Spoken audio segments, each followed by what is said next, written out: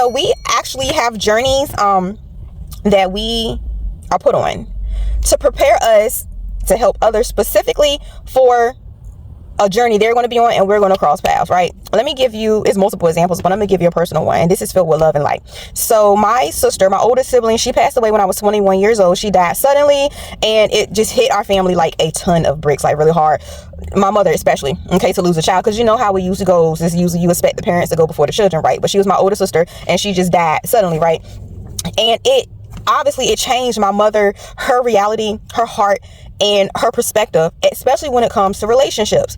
Now, my mom is a fantastic mother. She still is, always has been. I love her to life. I love her so much.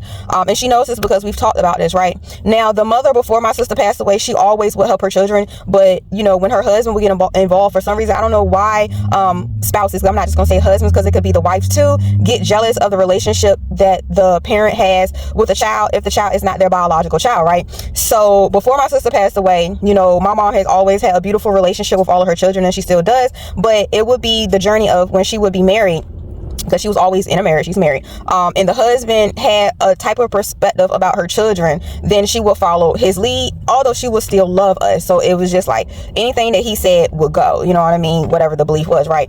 So after my sister passed away, it was a eye-opener or a game changer, like a shocker to her, you know what I mean? And she definitely had her own journey. Our parents have their own journey just like we do. That's what I try to tell people, you know, that I know that everyone's childhood was totally different, but our parents have a journey as well, just like their parents and their parents and their parents, okay? If you believe in incarnation, reincarnation, well, we ain't gonna get into all of that. But anyways, so this journey, fast forward many years later, right? And it's funny because we're just talking about this. You know, I got a call in to take a path that, of course, I'm going to be in position to help people in the world, myself, and for my bloodline. But it required me to rely on others, you know, that the Most High and my angels and ancestors have me cross paths with, right? Now, when I decided to walk away from my old reality and my business, a lot of people couldn't comprehend why I was doing what I was doing or whatever the case was. And then my mom allowed me to go back home and live with her, and she's married, and her husband, right? And he was totally against it or whatever. And it was just a situation in itself. But what I realized is that now the mother before my sister passed away, if her husband now would have been hooting and hollering and making accusations and putting his input as far as grown children should not be living with their parents, that we should be out on their own regardless of me pursuing my dreams, starting a new career and trying to build a new business from the ground up, and what I was going to do with it, the whole blueprint laid out and that was divinely guided or orchestrated, none of that matters or whatever, that grown children should not be at home, we should fend for ourselves, and that's based on how he was taught, she would have gone along with it. But the mother I have now, this version of her with the growth and the evolution and that experience from losing one of her children, it is definitely different in a loving way, to where there's no choosing. There's no choosing between the child and the husband. It is all love. You know what I mean? And I'm very proud.